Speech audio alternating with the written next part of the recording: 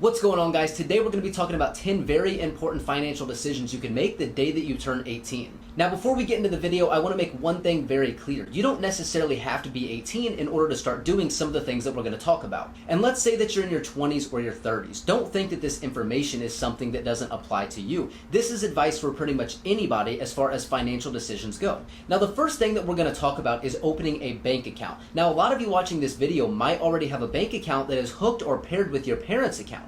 Although this isn't necessarily a bad thing, it's time to take that step and go out and open your own account.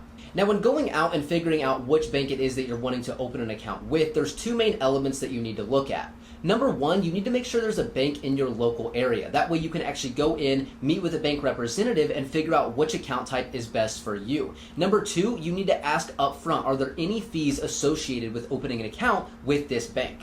Now, my personal opinion, I don't think a bank should charge any sort of fees for you to open a basic checking or savings account with them. Some banks will also require a minimum deposit amount in order to open a savings account with them. So be sure to figure out, what kind of minimum deposits they have, any fees that they have, and how accessible the bank is to you.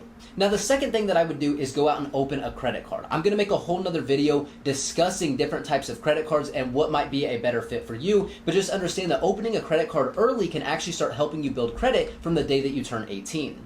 Now, a lot of people hear credit card and automatically assume that's a negative financial move. Again, credit cards, if used properly, can actually be something that help you later on in life. When you go to apply for a mortgage, a car loan, or any other type of loan, what a lender is going to look at is your credit score and your credit length history.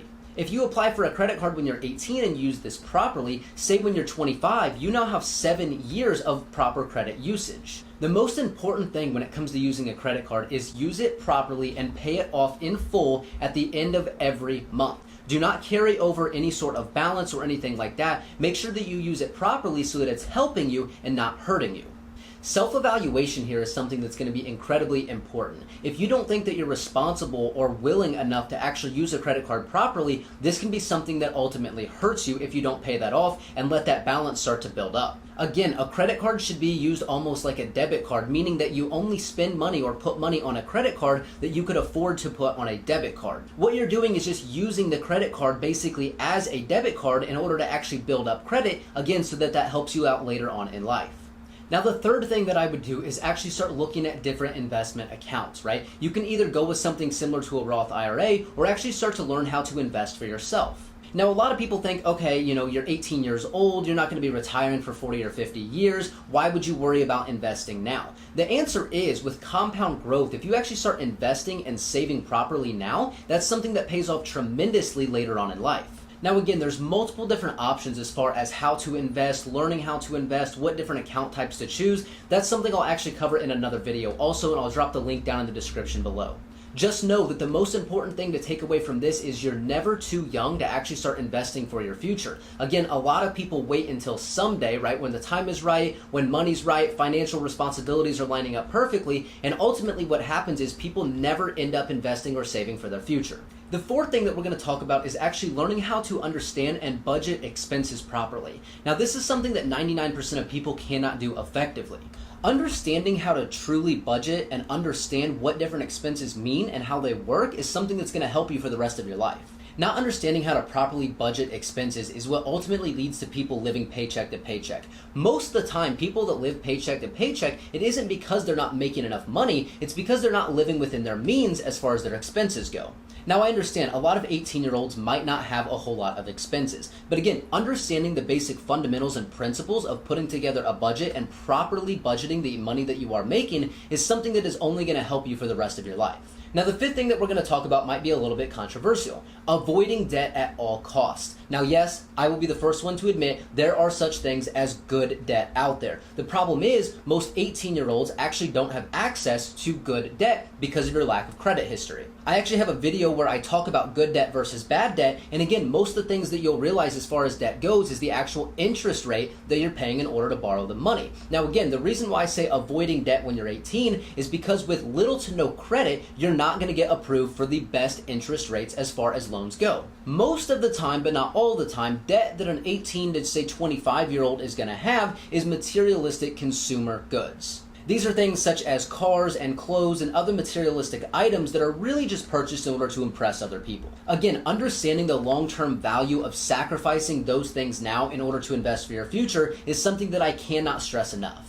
Instead of going out and buying the latest $700 Gucci belt, taking that $700 and investing it into something that returns you, for example, 8% a year, comes out to $38,294 in 50 years from now. Now again, that might seem like a long time, but again, we're only talking about $700. Imagine you had a couple $100 every single month that you wasted on materialistic items. Instead, if you took that money and you actually invested that into other things for the future. Number 6 is something that's incredibly important to me. Understanding that there are hundreds of different ways to create income sources even when you're 18 years old. Now, I'm actually going to make an entire separate video covering 10 different income sources that you can actually start building part-time, even if you're in school full-time or working full-time. But just understand that there are so many different ways to create new income sources, and having a $1,000 a month side hustle is something that can completely change your life in 20 to 30 years. Not only is this a disposable income that you can invest into other things, but this is also an income source that can one day become your full-time income. Number 7 is actually something that's incredibly important also. Realizing that you don't have to wait until you're in your 60s or 70s to actually retire. I think this mindset is what actually causes people to make poor financial decisions early on in their life, because they don't actually think, retirement is coming anytime soon, so they don't have to worry about that stuff right now. Now, keeping in mind that what you do today will ultimately affect what you do in your 60s or 70s, and also realizing that you don't necessarily have to wait until that age in order to retire is something that'll help you be more conscientious when it comes to financial decisions right now. I believe that the main reason why people put off different financial decisions such as investing, saving, building credit, different things like that, is because they assume retirement is 40 or 50 years away. Again, understanding that you don't necessarily have to wait until this time to retire is something that will help you start making smart financial decisions today. And again, even if you do end up retiring in your 60s or 70s, making good decisions today can ultimately change how you live during retirement in the future. For number 8, we're actually going to talk about something that I think is the most important thing to do when you're 18 or even before. Investing into yourself is something that I don't think you can put a price tag on. Again, this can be learning new skill sets, this can be learning financial literacy, or even small things such as learning about different bank accounts, credit cards, and proper ways to invest your money. Kind of like what we talked about earlier as far as people living paycheck to paycheck, not because they don't make enough money, but because they don't know how to properly save and spend money. This couldn't be any more true for educating yourself. Again, not only learning new skill sets, but also learning proper ways to invest, save, and spend money is something that is going to be beneficial to you for the rest of your life. Number 9 is also something that I think is incredibly important. Making sure that you're never dependent on one source of income. Now again, for an 18-year-old, this might come to a surprise because you automatically assume that either going to get a job or going to college is your next move. But understanding the value of having multiple streams of income, multiple income sources coming in, and various things like that is something that is incredibly important to start establishing from an early age. Let's say, for example, you have a job paying you $60,000 every single year.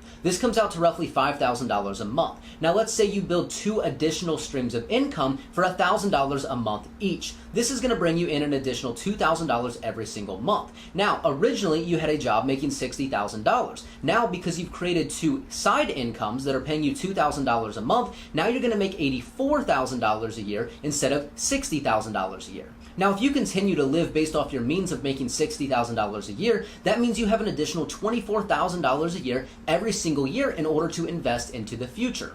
Now let's say you start investing these side incomes when you're 20 years old. Say you can get an average rate of return of 7% over 30 years, which puts you at 50 years old. Now again, you've built 2 additional sources of income that are paying you in total $2,000 every single month. If you continue to put this into that investment, that's paying you 7% a year. By the time you're 50 years old, this investment portfolio is worth $2,359,000 that you originally did not have.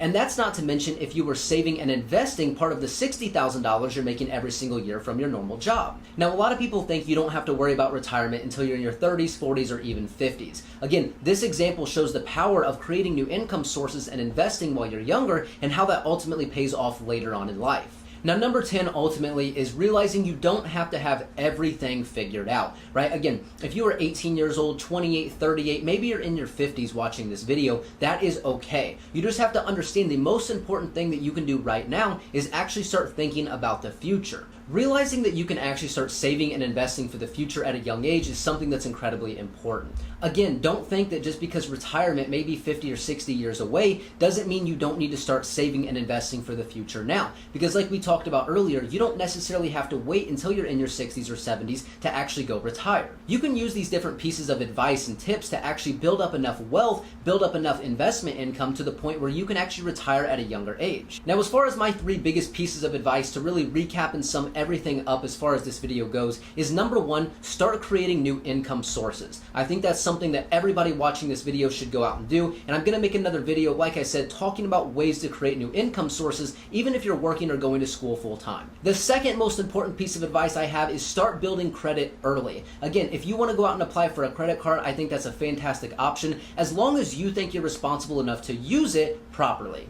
And the third thing being, never feel like retirement or financial freedom is too far away. Again, if you make the right financial moves, you save, invest, learn about financial literacy, different things like that at a young age, this is something that can pay off a lot earlier in life. But with that being said, guys, I do appreciate you for clicking on this video today. Hopefully you learned something new. If you did, be sure to drop a like and subscribe. Hit that notification bell also. If you guys want to connect with me on social media, the links for that are down in the description below, and I will talk to everybody later.